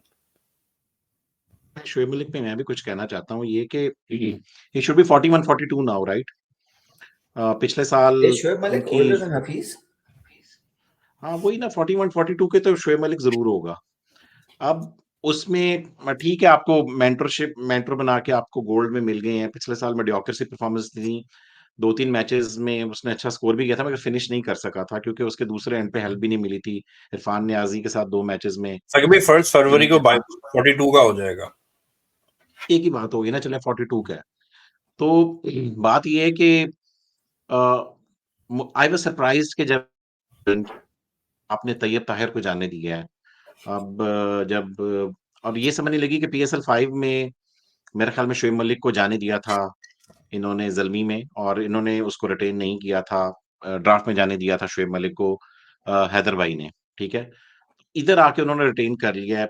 इधर समझ नहीं लगी कि जब फिर एक tweet भी हैदर भाई ने की हुई थी कि मेरी एक नज़र फ्यूचर पर है। तो फिर किस तरह आपने तैयब ताहिर को जाने दिया, जिसने तैयब ताहिर ने अच्छी परफॉर्मेंसेज़ भी दी थी। Tayyab Tahir the future, Pakistan team की कंटेंशन में है। तो वहाँ पर आपने जो मलिक को रखा है, तो मेबी फॉर मिडल ऑर्डर में एक एक्सपीरियंस ऐड, मगर जब आप पोलार्ड के साथ आपने जाना ही जाना था, तो फिर why there was a need of Shoaib Malik? मगर चलो ठीक है, एक्सपीरियंस के लिए चले गए हैं, तो लेट्स होप कि वो परफॉर्म करें, मगर मीडियोक्रे परफॉर्मेंस से ज़्यादा की एक्सपेक्टेशन मुझे नहीं है। आई गेस जिस तरह की उसने पिछले साल दी थी, एट मैक्स उसी तरह की परफॉर्मेंसेस हो सकता है कि वो इस दफा भी दे। हाँ, कोई कोई वो फटा पोस्टर निकला हीरो, मतलब ऐसी कोई वो मार धाड़ वाली अगर वो आ गई तो बोनस होगी। लेकिन एनीवेज, हु इज नेक्स्ट कानी? साकिब भाई, जिस बिफोर दैट आपने वो keep an eye on the future की हैदर भाई ने बात की, वो तो उनने कुछ हद तक फुलफिल की है। Arafat Minhas I think is genuinely the future. मेरी नज़र में तो वो खैर कराची की one of the best picks they made in this draft. I think बहुत ही हाई सीलिंग है उस लड़के की। जो इमाद आपको बैटिंग में आउटपुट देता है, जो नवाज एक ज़माने में आपको बॉलिंग में आउटपुट देता था, आई think he can Sarpass them both. अभी अंडर 19 वर्ल्ड कप खेलेगा and I am genuinely hopeful कि अब आई डोंट नो उसको कितने मैचेस मिल पाएंगे because Nawaz is in the same team as platinum and both vying for a similar role, unless वो अरफात को 5 पे खिला सके। अनलाइकली है बिकॉज पॉलार्ड बैलेंस में होगा। तो कहने का मकसद ये है कि वो अगर खेल जाता थोड़ा पीएसएल तो वो अपना केस बना सकता था। एनीवे, कमिंग बैक टू हमारी जो आखिरी पिक है इस राउंड की, वो है तबरेज शम्सी। तो Tabraiz Shamsi also another player that Karachi retained and I think that's because they realised कि उनके पास मिडिल ओवर्स में एक जेन्युइन विकेट टेकिंग थ्रेड की बहुत सख्त ज़रूरत थी। And Shamsi is somebody obviously overseas है, एक्सपीरियंस्ड है, इन कंडीशंस में खेल चुका है, तो he is somebody who can buy wickets for them in the middle overs. अपना इफ उसको अच्छी फील्ड सेट करके दें। बस ये है कि वो अपने प्लेइंग 11 में उसको किस तरह फिट करेंगे अगर डैनियल सैम्स को खिलाते हैं और पॉलार्ड को भी खिलाते हैं। That is something they'll have to figure out because if they in certain conditions एक आध मैच उनका पिंडी में होगा, वहां पे अगर शम्सी को बिठाएंगे which somehow it makes sense, तो then they can go, they have Nawaz to bowl spin, they Arfat Manas अगर खेलता है he can bowl spin, तो वो उन बैलेंस पे डिपेंड करेगा। But it's good to have Shamsi across the course of a season because इस तरह का विकेट टेकर आपको मिडिल ओवर्स में चाहिए होता है। साकिब भाई, आपकी क्या टेक है शम्सी पे? Yeah, Shamsi is very good bowler. The most stupid thing Karachi Kings did last year was कि इसने उसको पहले 4 मैचेस बैठा के रखा था। 5वें मैच से लेकर आए थे और उसके बाद शम्सी ने बहुत अच्छी परफॉर्मेंसेस दी थी। वो He Imran was Tahir wicket को खिला taker, रहे थे ना। like he was economical. उस शम्सी को बैठाना मेरी समझ से तो बाहर था बिल्कुल, टू बी ऑनेस्ट। तो आई एम रियली हैप्पी कि इस दफा इन्होंने शम्सी को रिटेन किया है और मेरी ख्वाहिश है कि इसके साथ स्टार्ट करें, पिछले साल वाली बिजार मिस्टेक ना करें कि आप शम्सी को बैठा दें। He is a very good bowler. तो टॉप पे कि यार बड़ी अच्छी रिटेंशन है, गोल्ड में शम्सी आपके पास है, तो क्या और क्या चाहिए? लेट्स होप कि वो खेले। और लास्ट ईयर उसको इतनी लेट लेकर आए थे तो उसने फिर भी परफॉर्म करके दिया था, और ये भी एक बड़ा उस किस्म का साकिब भाई हैप्पी गो लकी किस्म का, जब वो खेलता है तो पूरी जान मार देता है। ये भी तो मुझे ये भी बड़ा पसंद है इसके बारे, उसका again his whole approach to the game is also very good. Anyways, अगला प्लेयर साकिब, ये कोल्ट हमारी पूरी होगी जी, सिल्वर पे चलते हैं यार। सिल्वर पे आ सिल्वर जाए। पे सबसे पहले बात कर लेते हैं 31 साला left arm fast bowler from Karachi, Mir Hamza. Retain किया इन्होंने बेसिकली उसको। पिछले साल आए थे, रिप्लेसमेंट थे, मगर ही डिड रियली वेल। एक मैच लाहौर के अंदर के खिलाफ आप मेरे ख्याल में एक ही मैच जीते थे टोटल, और वो मैच जो था वो इसने मीर हमजा ने और क्रिस जॉर्डन ने मिलकर जितवाया था, जब एंड के डेथ ओवर्स में जो 4 ओवर एक्सेप्शनल 2 क्रिस जॉर्डन ने और 2 मीर हमजा ने किए थे। तो वो जो एक मैच जीता था कराची किंग्स ने, उसमें मीर हमजा का डेथ बॉलिंग जो थी वो बड़ी अच्छी थी। अब बात ये है कि मीर हमजा, आप लेट्स से कि अब मोहम्मद आमिर नहीं है तो मीर हमजा के साथ तो कराची किंग्स स्टार्ट करेगी। वेटरन है डोमेस्टिक का यार, डोमेस्टिक बहुत ज़्यादा क्रिकेट खेली हुई है उसने। आपको पता है अभी पाकिस्तान के साथ भी अभी एमसीजी में 6 आउट किए हैं, एक इनिंग्स में 4, एक इनिंग्स में 2। ही डिसेंट पेस, डिसेंट पेस तो नहीं कहना चाहिए, पेस तो खैर उतनी ज़्यादा नहीं है, स्पेशली टेस्ट की जब बात करते हो तो उसमें वही 128-30, सम टाइम इसने 134-35 तक भी कुछ डिलीवरीज़ उसने की थी। मगर ये कि एक अभी 139 पाकिस्तान की कप थी जो साकिब भाई, एक 139 की भी की थी। अच्छा, एक 139 की, वो यार वो मेरे ख्याल में आप जितना मर्ज़ी उसको मीरू-शीरू कहो, मगर उससे निकलना कुछ कुछ ख़ास होपफुल मैं नहीं हूँ। अब टी20 क्रिकेट में तो विकेट्स वगैरह तो मिल ही जाती हैं, देखना होता है कि आप इकोनॉमिकल कितने हो। तो हिस्टोरिकली तो उसने जो बॉलिंग की है वो थोड़ी-सी इकोनॉमिकल की हुई है। विकेट्स वगैरह भी मेरे ख्याल में वो निकाल सकता है, तो देखना ये होगा कि स्पेस के ऊपर आके किस तरह की बॉलिंग करता है, क्योंकि इस दफ़ा पहली दफ़ा ऐसा होगा कि ये पूरा सीज़न खेलेगा होपफुली ऑन द पेपर। मेरे ख्याल में चूँकि अब आमिर नहीं है, तो मीर हमज़ा को ये पूरा सीज़न खेलना चाहिए। फर्स्ट टाइम ये पीएसएल में एक लंबे ज़्यादा मैचेस मिलेंगे इसको, क्योंकि उससे पहले तो सिर्फ़ 2-4 मैचेस ही मिले थे, क्योंकि वो काफ़ी एंड में आया था। पिछले साल फिर इंजर्ड हो गया था और फिर इस साल दोबारा उसको रिटेन किया। तो पाकिस्तान कप खेला था, 4 मैच में सिर्फ़ 2 आउट किए हैं। अगर उसकी लाइक टेस्ट क्रिकेट के अलावा उसकी अगर आपके रीसेंट जो उसने कुछ खेला वो पाकिस्तान कप ही खेला है, क्योंकि बाद में नेशनल टी20 इस वजह से नहीं खेला कि वो आपकी टीम के साथ था। तो वो पाकिस्तान कप में 4 मैच में उसने सिर्फ़ 2 आउट किए हैं। जो इकोनॉमी थी उसकी सिर्फ़ 5 थी, व्हिच इज़ डिसेंट। तो अगली बात प्लेयर की बात कर लेते हैं, मोहम्मद इखलाक, अनदर रिटेंशन इन सिल्वर। 31 साल फ्रॉम गुजरांवाला। और पिछले साल अगर आप ये देखो तो एक ही मैच खेला था, सबसे आखिरी मैच इसको खिलाया था, और जिसमें सारे यंगस्टर्स कराची ने खिला दिए थे। तो इसने आके 50 बना दी थी लाहौर के खिलाफ, और वो मैच भी जीत लिया था कराची किंग्स ने लाहौर को, दूसरा मुकाबला भी हरा दिया था। तो वो एक ही मैच 50 लोकल विकेट कीपर, वो वाली चीज़ ले आता है। नेशनल टी20 जो इसका है वो मीडियोकर सा गया है, बल्कि सब मीडियोकर गया है। 10 मैचों में सिर्फ 175 रन्स ही उसने किए हैं, और 125 का स्ट्राइक रेट था। तो नेशनल टी20 कप उसका कोई बहुत एक्सेप्शनल नहीं गया। तो लेट्स सी, मुझे लग रहा है बेंच से स्टार्ट करेगा। टिम साइफर्ट के साथ ही कराची किंग्स को मेरे ख्याल में स्टार्ट करना चाहिए एज़ ए विकेट कीपर। तीसरे प्लेयर की बात कर लेते हैं। यार मैं सिल्वर पे तेज़-तेज़ जा रहा हूँ, अगर आपने किसी प्लेयर के ऊपर कुछ कहना हो तो आप कभी भी बीच में मुझे स्टॉप कर सकते हैं। मोहम्मद आमिर खान, 22 साला, right arm fast bowler from south Peshawar Zalmi से, आपको याद होगा कि पीएसएल 5 में आए थे, फिर पीएसएल 6 में भी आए थे, मगर इंजर्ड ही रहे। 1-1, 2-2 मैचेस शायद खेले थे इन्होंने, कोई खास परफॉर्मेंसेस नहीं थी, मगर चूँकि पाकिस्तान अंडर 19 से अच्छी बॉलिंग करते हुए थे, तो ज़ल्मी ने इनको मौका दिया था। मगर उसके बाद फिर अब कराची किंग्स मौका दे रहा है उनको। नेशनल टी20 कप में इन्होंने 11 मैच में 16 आउट किए हैं। इकॉनमी इनकी 8 की थी, व्हिच इज़ डिसेंट। तो अच्छा डिसेंट नेशनल टी20 गया है। तो लेट्स सी कि आमिर खान जो हैं, वो आके अपने जो है as a young fast bowler, अच्छा वो साकिब भाई, जो इसकी आमिर की पेस कहाँ तक है? 140 प्लस है। 140 जब कर मैं लेता है। एक छोटी सी चीज साकिब भाई इसी पे ऐड करूँ ना, जो कराची किंग्स का लास्ट सीजन पेस पेस पे बहुत बात हुई थी कि बहुत एक स्ट्रॉन्ग लैक ऑफ पेस नजर आ रहा था। अब किसी और बॉलिंग अटैक से कंपेयर करें तो कराची किंग्स का तो एक वो ग्राफिक भी बना था जो एंड में मीम बन गया था कि उनका कोई बॉलर 140 प्लस हिट ही नहीं कर पा रहा था। इस season there seems to be a conscious effort कि वो थोड़ी, and I know Hasan Ali की बात हुई है, मीर हमजा की बात हुई है, बट उसके कैनी अलावा सॉरी, आकिफ और मूसा को लेकर आए थे, जो दोनों तेज बॉलिंग करते हैं। वैसे पिछले साल आकिफ हाँ, और मूसा लेकिन थे ओवर इनके। जो इनिशियल उनकी जो वो बनी थी ना, उसमें कोई भी उनका रॉ पेस नहीं थी। आपको याद होगा लास्ट ईयर के ड्राफ्ट के बाद हम यही बात कर रहे थे कि इनके पास कोई रॉ पेस नहीं है। तो इस season Aamir Khan is somebody who can comfortably hit 140 plus. Sirajuddin जो भी पेशावर ज़ल्मी के साथ काफी काम किया है उसने, ही is somebody who can hit comfortably 140 plus. और जेमी ओवरटन को उन्होंने सप्लीमेंट्री में उठाया, वो भी गालिबन 140 हिट कर लेते हैं। तो Hasan Ali and Mir Hamza the only two जिनकी इतनी नहीं है। डैनियल सैम्स भी कुछ हद तक तो आई थिंक 137 138 टाइप ही है bowler, but he is also got a little bit of pace in certain situations. तो एक कॉन्शियस एफर्ट नजर आ रहा है कराची का कि वो पेस वाली चीज को थोड़ी कवर करें। अनवर अली के पास ऑब्वियसली नहीं है, वो अगले प्लेयर है आपके सिल्वर के, तो उनके ऊपर थोड़ी बात कर लें। जी बिल्कुल।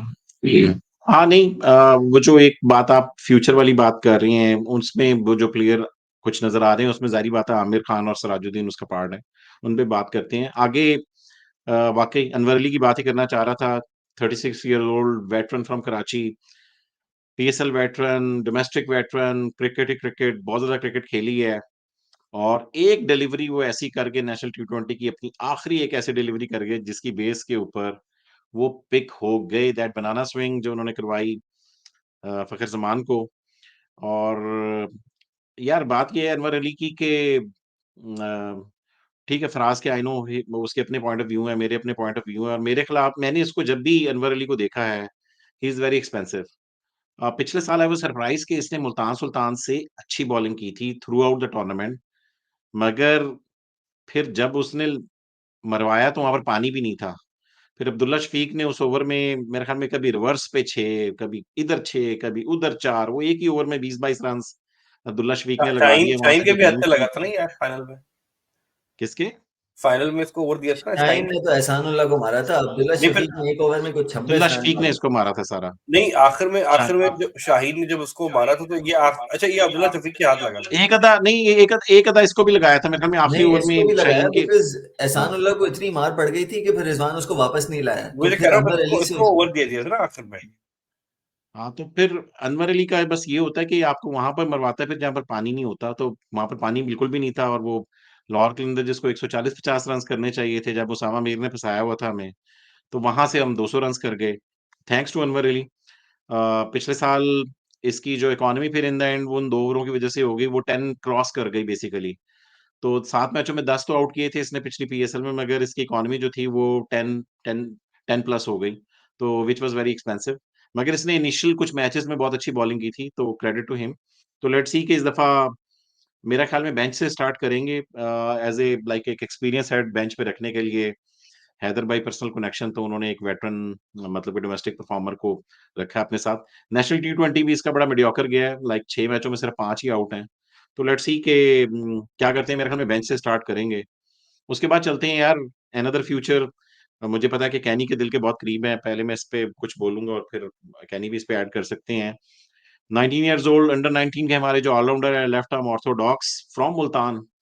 और आई वाज़ सरप्राइज़्ड कि मुल्तान ने जब कोई राइट आर्म मैच वगैरह नहीं किया इसके ऊपर, इरफात मिनास के ऊपर। I was really surprised. Pakistan junior league में खेले, मुल्तान सुल्तान में आए। मेरा नहीं ख्याल कि मुल्तान में कोई मैच पिछले साल उनको मिला था, मगर पाकिस्तान अंडर 19 से जितनी अच्छी परफॉर्मेंसेज़ वो दे रहा था, श्रीलंका के खिलाफ भी इसने बड़ी अच्छी परफॉर्मेंसेज़ दी। ठीक-ठाक इसने स्कोर किया है। अगर आपको याद हो, जो अभी श्रीलंका के खिलाफ इसकी काफ़ी ज़्यादा स्कोर है। इसका 5वें, चौथे, 5वें नंबर के ऊपर भी खेल लेता है मिडल ऑर्डर में। फिर उसने बॉलिंग भी बड़ी अच्छी की है अंडर 19 की तरफ से। तो ग्रेट, ग्रेट पिक। और क्या कहोगे आप इस पे? Can you like anything to say on अफरात मिन्हास? आई नो कि वो आपका बड़ा फेवरेट है। Waki Sakib bhai, for me, he is the most promising youngster to watch in this season of PSL. As you can imagine, obviously, thoda heartbreaking hai for him to leave Multan because वो Multan का local बच्चा भी है. And I genuinely hope कि someday, you know, जब when he's established himself, he comes back. जिस तरह अभी इमाद हसीन की वापसी हुई है to Sham है. But अपना अराफात का तो थोड़ी सी उसके साथ ज्यादती ये हो गई कि वो इमर्जिंग के लिए क्वालिफाई नहीं कर सकता बिकॉज वो एशियन गेम्स में आपको पता है खेल गया तो उसको फिर उस वजह से गोल्ड में किया फिर इनने उसको सिल्वर में पिक किया तो वो अगर इमर्जिंग में होता तो आई थिंक ही बहुत उसका फायदा हो जाना था बट एनीवे कहने का मकसद सिर्फ ये मुझे सिर्फ थोड़ा सा कंसर्न है क्योंकि नवाज एक सिमिलर रोल खेलता है तो शायद उसको इतना गेम टाइम ना मिले तो that is a concern but I am really hopeful के क्योंकि हैदर भाई बहुत हाईली रेट करते हैं अरफात मिनास को एंड आई एम श्योर वो फिल सिमंस को वो रिले करेंगे their own thoughts on him तो होपफुली ही गेट्स एटलीस्ट कोई 4-5 गेम्स मिले बिकॉज उस लड़के में बहुत टैलेंट है और वो वाकई में बहुत आगे जा सकता है एक बात और मुझे आपने अनवर लीग से याद आया साकिब भाई करनी थी I just think it's very lovely के पीएसएल का वेयर ऑब्वियसली कोई प्लेयर किसी भी फ्रेंचाइज खेल जाता है लेकिन जो लोकल कराची बॉयज है ना हमने शान मसूद की बात की अनवर अली की बात की इमर्जिंग में क्या नाम है अपना जो कैप्टन है अंडर 19 का साद bag he is also a local Karachi boy. So it's very lovely to see local Karachi boys also representing the Karachi franchise. तो वो आई थिंक थोड़ा सा आई डोंट नो हैदर भाई की इनकी थॉट्स में कितना था कि वो लोकल थोड़ा सा इंजेक्ट करें बिकॉज वो थोड़ा फैन से रिलेट करती है कि कराची का ये चीज मैंने भी नोट की है कि मुझे लग रहा है कि उन्होंने कराची के लोकल प्लेयर्स को, जैसे अमीर हमजा भी है, साद बेग है, अनवर अली है, तो उनको लेकर आए हैं। तो मुझे लग रहा है कि वो थोड़ा सा उन्होंने इंजेक्ट किया है कि कराची वाला कनेक्शन लोगों को फील होना चाहिए। नहीं एनीवे वाकई यार आगे चलते हैं। आप इमर्जिंग आपके पास है, तो इमर्जिंग में आप बताइए कि कौन कौन से इमर्जिंग प्लेयर्स में हैं आपके एक पास। तो उनने रिटेन किया था आपको याद होगा इरफान खान न्याजी बहुत थोड़ी हिटिंग कर लेता है और फील्डर बहुत जबरदस्त है but I genuinely don't think वो उनकी प्लेइंग 11 में स्टार्ट करेगा आई थिंक सिराजुद्दीन जो है I see him as having the kind of impact that Ehsanullah had in his first full season because उसके पास उसी किस्म की रॉ पेस है अगर वो पावर प्ले से उसको बचाते हैं और मिडिल ओवर्स में एज एन एनफोर्सर यूज करते हैं keeping square leg mid wicket back जिस लेंथ पे वो कराता है I think he can have a deadly effect कि वो हर मैच में भले थोड़ा पिट भी जाए लेकिन क्योंकि उसके पास 140 प्लस है कंसिस्टेंटली वो हिट कर सकता है थोड़ा सा विद टाइम ऑब्वियसली वो वेरिएशन डेवलप करेगा ये चीजें डेवलप करेगा but I think Sirajuddin is a wonderful prospect और पेशावर जल्मी की बदकिस्मती है कि उनने उस पर इतना काम किया है और शायद अब उसका फायदा कराची किंग्स उठाएगी बट मेरी नजर में I think he will go first into their playing 11 because they need that bit of raw pace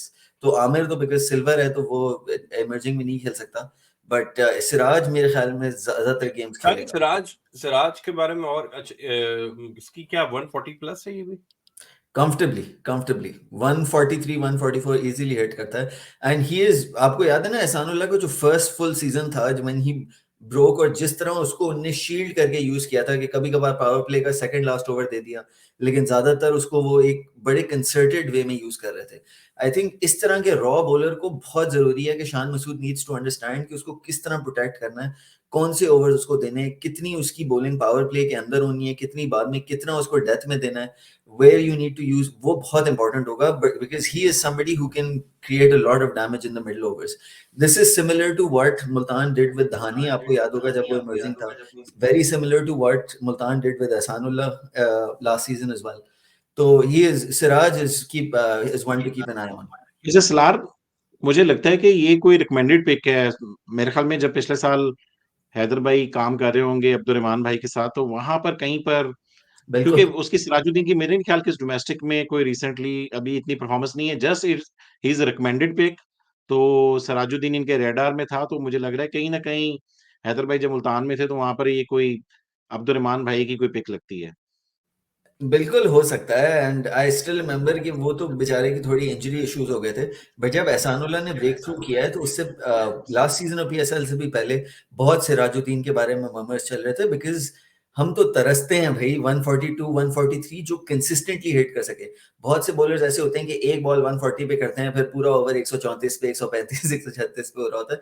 जो कंसिस्टेंटली 6 की 6 बॉलें 140 प्लस करके देना आपको, और ठीक है कभी कभार वेरिएशन कर दे कटर शटर, but consistently average pace 140 plus हो, we need that and somebody who understands how to use that pace. जिस तरह मूसा की बात की, मूसा has a lot of pace, वो बेचारा समझ नहीं पाता कि किस तरह यूज करे. और सिराज का हाइट का भी थोड़ा सा एडवांटेज है, not as much as Ehsanullah, but he is a very well built sort of तगड़ा, जिसको कहते हैं ना फास्ट बॉलर. ये तगड़े फास्ट बॉलर्स की बहुत जरूरत है हमें. तो ये तो खैर बहुत आगे की बात हो जाएगी, बट अगर वो एक अच्छा इंप्रेशन दे सकता है तो he can also make a case for Pakistan आगे जाके इंशाल्लाह. सप्लीमेंट्री की तरफ चलते हैं. सप्लीमेंट्री में दो ही प्लेयर्स हैं. पहले बात कर लेते हैं 17 years old left hand batter wicket keeper from Karachi, Saad Baig, जो पाकिस्तान अंडर 19 के कैप्टन भी थे. अभी जो एशिया कप हुआ था वहां पर इन्होंने बड़ी अच्छी परफॉर्मेंसेस दी. 350 की इन्होंने, और स्टाइलिश, अच्छा स्टाइलिश बैटर है. जो इंडिया वाला मैच था आपको याद होगा, 70-80 रन की, शायद 60-70 रन की इनिंग्स थी इसकी. वो जो ओपनर के साथ आई गेस किसी कौन था जिसने सेंचुरी की थी इसके साथ मिलके, तो उस बड़ी दिन अच्छी पार्टनरशिप लगी थी इंडिया के खिलाफ. सादबिक जब पिक हुआ तो मैंने अगले दिन फेसबुक पे देखा, वो हमारे एक रिश्तेदार ही होते हैं, बहुत क्रिकेट में बहुत इन्वॉल्व है.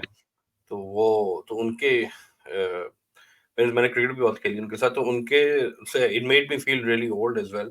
तो इसके जो वालिद हैं उनके साथ मैंने क्रिकेट खेली. तो वो फेडरल बेरिया में से इसका ताल्लुक है, अपेरेंटली उधर की है. तो उनके से तो उसे डाका ना मिल सकता है, तो I try to get hold of him somehow. तो वैसे फराज भाई, as the resident Karachi fan, आपको कैसा फील होता है कि ये लोकल कराची के लड़के शान मसूद, अनवर अली, साद बेग, मैंने तो ये शान पे बोला ना यार, मैंने तो यही बोला कि क्योंकि यार वो उस इन स्पेस में कौन कल कोई साहब बात कर रहे थे कि कराची की जो अगली टीम है, वो कराची बड़ा शहर है तो कराची की एक और टीम हो जानी चाहिए. मैंने कहा भाई कराची की जो पहली टीम है उसमें तो कराची के लड़के भर लो पहले, तो फ्रेंचाइज को तो या it's obviously, I mean it goes without saying कि यार आपके जब लोकल लड़के होंगे, कप्तान लोकल होगा, सो आपको अब तो क्वेटा ने वैसे ही आपसे फैन फॉलोइंग आधी ले ली है, तो वो बहुत बड़ा मसला है. फिर सलमान इकबाल साहब या जो भी एयरवाई की फॉर सम रीजन उससे भी लोगों को मसले हैं, तो वो भी एक वजह है कि लोग फॉलो नहीं करते. शाहिद अफरीदी जिस जमाने में थे, तो जैसे शाहिद अफरीदी की वजह से फॉलोइंग जरूर थी. जैसे ही शाहिद अफरीदी, वो उस तरह के फैन फिर वैसे ही होते हैं जो रोनाल्डो टाइप के फैन होते हैं, अब वो अल साद जो भी सऊदी अरब की टीम को देख रहे होते हैं. सो वो एक कोर, आपको जो लॉन्ग टर्म वाली बात है ना, कोर बिल्डिंग वाली local players, I think that will help them in the long run definitely. में इसका सबसे बड़ा फायदा ये है कि ये इमर्जिंग में भी खेल सकता है, क्योंकि 17 ईयर्स ओल्ड है. तो इमर्जिंग, तो ये इस तरह का कीपर, अब मैंने भी मॉक ड्राफ्ट में साद बेग को पिक किया था, और वन इज द रीजन कि फिर फ्लेक्सिबिलिटी आ जाती है कि अगर आपने कोई इमर्जिंग विकेट कीपर भी आप खिला सकते हो अपना, तो उससे आपको ये हो जाता है कि इमर्जिंग भी हिट हो जाता है और विकेट कीपर भी हिट हो जाता है, ठीक है, और मिडल ऑर्डर बैटर भी हिट हो जाता है, लेफ्टी भी हिट हो जाता है. तो काफी टिक बॉक्स टिक करता है साद बेग. तो it's a very decent pick.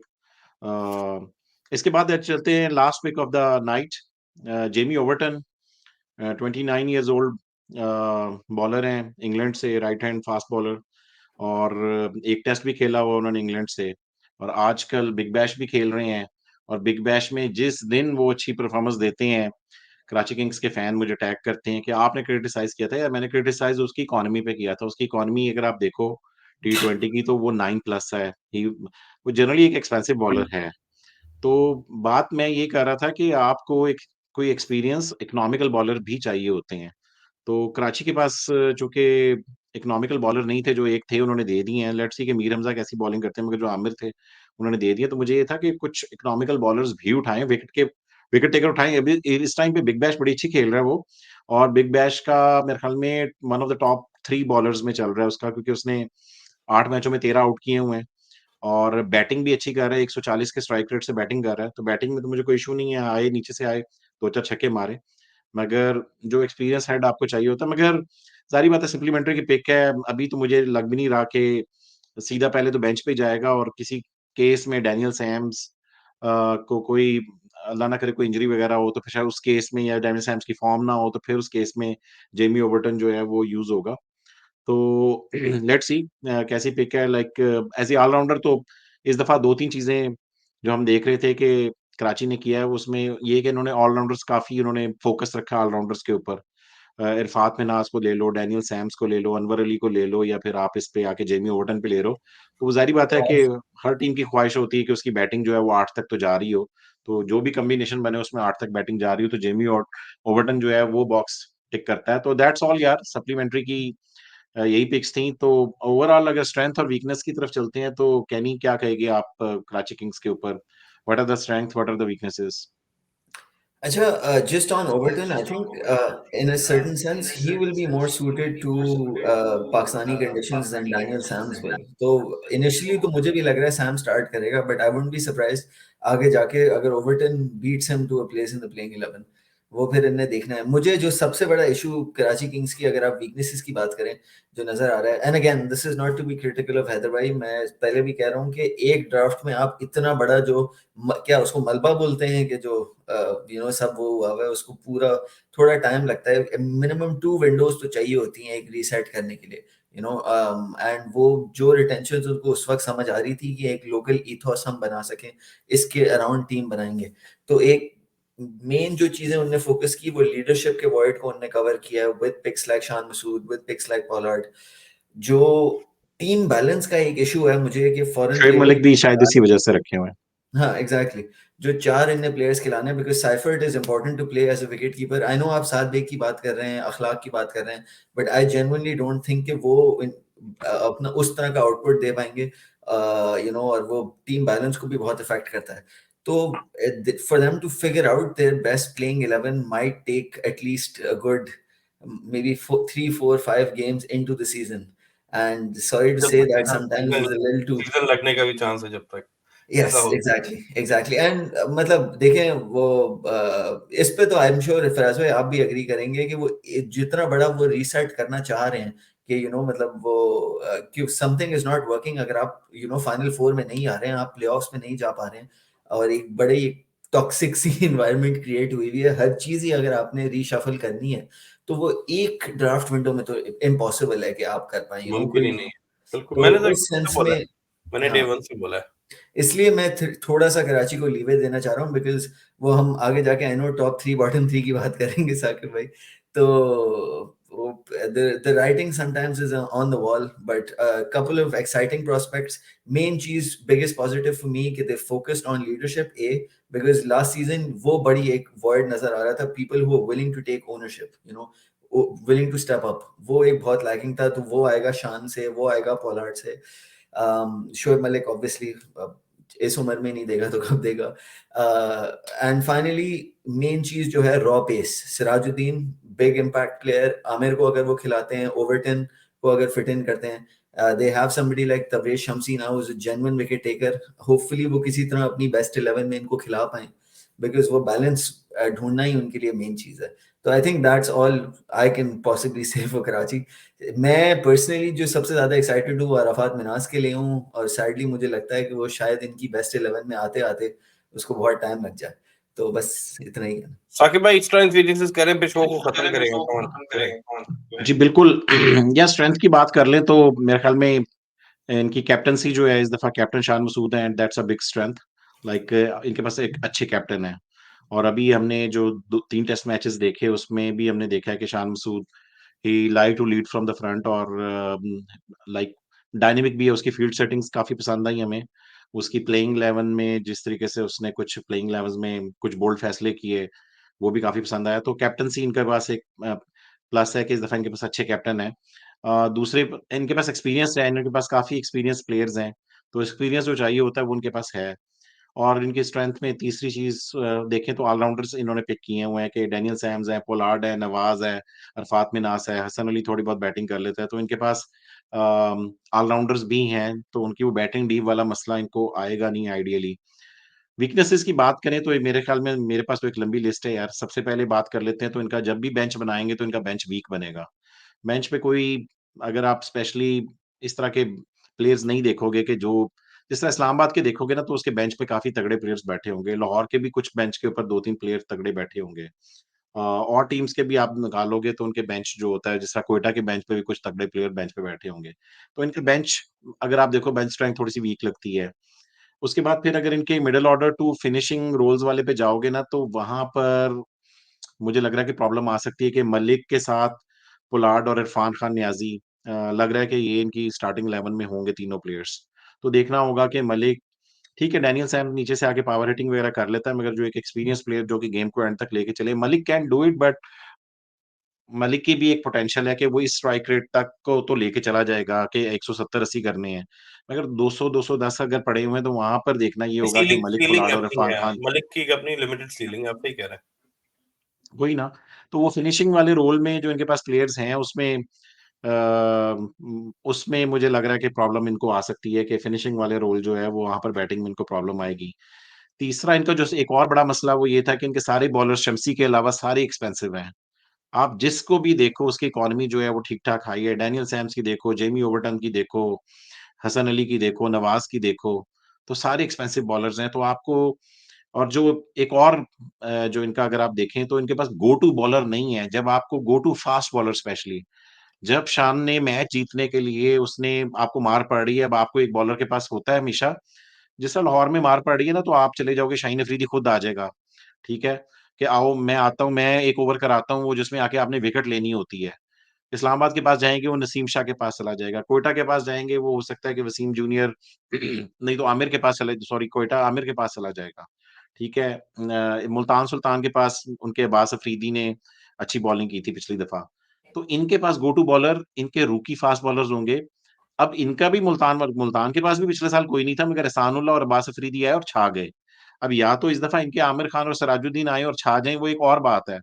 मगर जो एक एक्सपीरियंस हेड आपको एक बॉलर जब कैप्टन को मार पड़ रही होती है, तो कैप्टन अपने बेस्ट बॉलर को बॉल देता है कि तुम आओ और मुझे आउट करके दो। तो वो एहसानुल्लाह वाली परफॉर्मेंसेज़ जिस तरह मुल्तान में एहसानुल्लाह उनके 2 इमर्जिंग के 2 फास्ट बॉलर आके छा गए थे। तो देखना है कि इनके यंग फास्ट बॉलर्स के ऊपर ही नज़र होगी इस टाइम पे शान मसूद की, तो वो कोई गो टू फास्ट बॉलर मुझे नज़र नहीं आ रहा। और फिर ये कि इनका जो आप कॉम्बिनेशन जब बनाते हो, तो आपकी प्लैटिनम पिक्स में मेरे ख्याल में एक बैठेगा डैनियल सैम्स और पोलार्ड में से एक बैठना चाहिए। और डैनियल सैम्स पोलार्ड के साथ अगर जलेंगे तो डैनियल सैम बैठेगा क्योंकि यार शम्सी और जेम्स विंस को अगर आप बेंच किया तो इट विल वो बहुत फास्ट मिस्टेक होगी। जो पिछले साल इन्होंने शम्सी को बेंच किया था, अगर वो इस दफ़ा भी करेंगे तो फिर गलती करेंगे। तो ये इनकी वीकनेसेस हैं।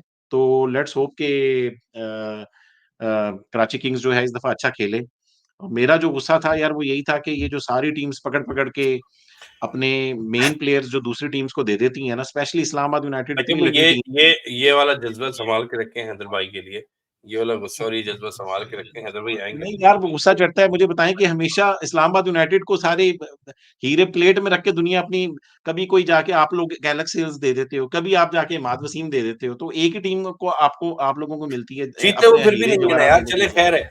लेट्स एंड द शो यति जी हमारी एनालिसिस टॉप 3 और एंड 3 यार ऑफ कोर्स बॉटम 3 शम्स आपसे कैनी से पूछ लें। Bottom 3 sir, bottom 3। अच्छा मेरा है कि टॉप 4 में आ जाएगी, अब 3 मैं नहीं बोल सकता, टॉप 4 में तो आएगी। 4 नहीं प्लेऑफ सर, 3 की बात हो रही है आपकी, टॉप 3 में या बॉटम 3 में? I would say top 3। Top 3 चलें जी, खैर ये थी कराची किंग्स और ताकि भाई माइक म्यूट करें यार, बहुत एको करता है यार। एक साकिब भाई को इतने साल हो गए, इक्विपमेंट आज तक सही नहीं लिया साकिब। कभी हेडफोन नहीं चलता था, कभी माइक, कभी एको आ रहा होता है। खैर साकिब भाई thank you so much again. Saqib भाई की ये काविशें होती हैं जिसकी वजह से ये शो हो जाते हैं। तो साकिब भाई thank you. for setting it up again. और Kani, thank you so much for showing up, and you basically are not मैं आपको honorary रेलू कट्टे से जो है वो अब मैं परमानेंट रेलू कट्टे का खिताब देने लगा हूँ, क्योंकि now you are part of our रेलू कट्टा टीम. तो thank you so much Kani, और बहुत देखने के बाद शुक्रिया. अब हम लोग तो जैसे हर साल यही बात बोलते हैं, लेकिन वाकई में रमजान आता है तो दर्जी का सीजन आता है ना, जैसे PSL आता है तो हम लोग का एक गिडीनेस, एक एक्साइटमेंट जरूर हो जाती है. तो will keep doing our shows और शोज डिफरेंट टॉपिक्स पे. अभी साकिब भाई ने इंटरव्यू साइन अप किए हैं. सैटरडे को हम लोग लाइव करेंगे समीन राना साहब का इंटरव्यू, जो कि पाकिस्तान के टाइम से 9 बजे होगा. साकिब भाई, इज दैट करेक्ट? देता हूँ कि अगले एवरी वीकेंड एक इंटरव्यू आ रहा है. इस सैटरडे को समीन भाई के साथ है, अगले पे अली तरीन भाई के साथ है, उससे अगले पे हैदर भाई के साथ है, और उससे अगले के ऊपर रेहानुल हक भाई के साथ है. सारे इंटरव्यू स्केड्यूल हो चुके हैं. सही है. एक और इस बार कोशिश होगी कि पेशावर ज़ल्मी से भी शायद कोई हमारे हाथ लग जाए, तो वो भी एक यूनिकॉर्न है वैसे साकिब भाई. पेशावर पेशावर ज़ल्मी जल्मी से कौन, हाजी साहब कर सकते हैं, और कौन कर ब्रांड सकते मैनेजर अब भेज देते हैं वो हमें. हैं? अच्छा, भाई के अलावा, अकरम भाई के अलावा मेरे नहीं ख्याल के कोई प्लेयर उस तरह का, कोई उनका ऐसा सोशल मीडिया पे तो कोई प्रेजेंस ऐसी नहीं है. मैंने 2-3 प्लेयर्स को उनके, एक वो जहांजेब फारूक से एक राब्ता किया था, एक आहत खान है उनसे किया था, मगर उन्होंने जवाब नहीं दिया मुझे. तो लेट्स सी, अब मैं कहीं और से फिर पता कराते हैं. चले यार. एनीवेज 11:15 हो गए. पाकिस्तान का मैच भी कुछ घंटे डेढ़ में शुरू होगा तो वो भी देखेंगे. Anyways thank you so much everybody for watching. अगर आपने सब्सक्राइब नहीं किया please do subscribe. PSL central आप हमारे शो को समझ सकते हैं. PSL की हर खबर हमारी तरफ से है. खबर ना मिले तो एनालिसिस जरूर मिलेंगे आपको, और सारे इंटरव्यूज भी PSL के से रिलेटेड आपको मिलेंगे. सारे टीम ओनर्स और टीम मैनेजर्स आपको अगले स्टार्टिंग दिस वीकेंड आपको हर हफ्ते पे हमारे चैनल पे नजर आएंगे. So keep watching. Thank you for your time. Thank you, Sakib Bhai. Thank you, Gani. Allah Hafiz, everyone.